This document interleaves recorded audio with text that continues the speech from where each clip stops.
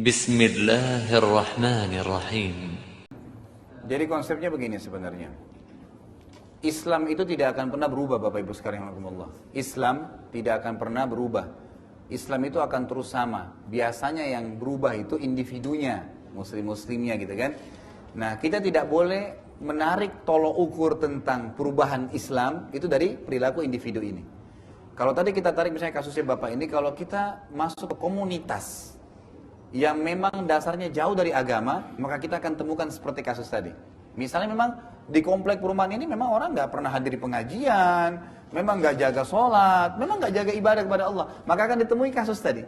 Tapi kalau Bapak ikut dalam komunitas yang lain, memang mereka melakukan perintah agama gitu kan, pasti mereka akan jenguk orang yang sakit, mengantar jenazah, karena mereka tahu ada fadilah, ada janji di situ. Kalau saya melihat Allahu alam, sebenarnya secara umum umat Islam ada begini, ada dua komunitas ini. Jadi pada saat kita masuk di sini maka kita temukan seperti itu, di sini juga begitu. Kalau yang kita fokus ke orang-orang tadi yang tidak menjalankan aplikasi syariat, tinggal masalahnya satu, kembalilah kepada agama gitu kan. Kalau mereka kembali kepada agama sudah jelas, kita sudah punya Al-Quran dan Sunnah yang mengajarkan itu. Semua perilaku kebutuhan kita dipenuhi oleh Allah Subhanahu Wa Taala.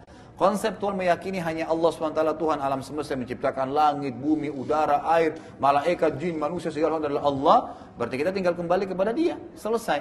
Itu Allah sudah tuangkan semua perilaku kita, kebutuhan kita. Menghadapi masalah, bagaimana menambahkan nikmat, bagaimana kehidupan kita agar bahagia di dunia, dan segalanya itu sudah diajarkan. Ya, pada saat kita ada masalah, hadapi dengan sabar. Pada saat kita sedang dibutuhkan kejujuran, kita jujur. Pada saat segalanya, kita lagi ada masalah dengan orang, memaafkan. Semua sudah diberikan konsep-konsepnya. Tinggal bagaimana aplikasinya.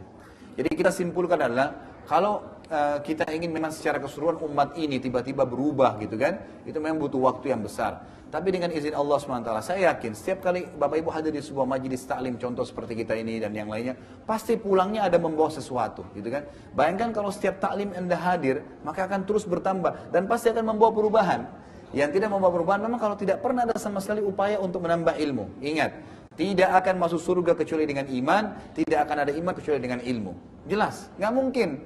Tiba-tiba iman kita, jadi orang kalau sholat yang tidak punya ilmu itu biasanya Allahu Akbar. Kenapa? Mau masukin kata Allah dalam hatinya, gimana caranya gitu? Nggak mungkin terjadi itu kan? Tapi Allahu Akbar, sudah. Dengan ilmunya apa nih? Siapa itu Allah? Bagaimana kita mengenal Dia? Nanti akan terbawa ke arus itu sebenarnya. Bukan dengan mencari tahu, dengan kejahilan. Jadi harus dengan ilmu. Allahu a'lam, mungkin begitu.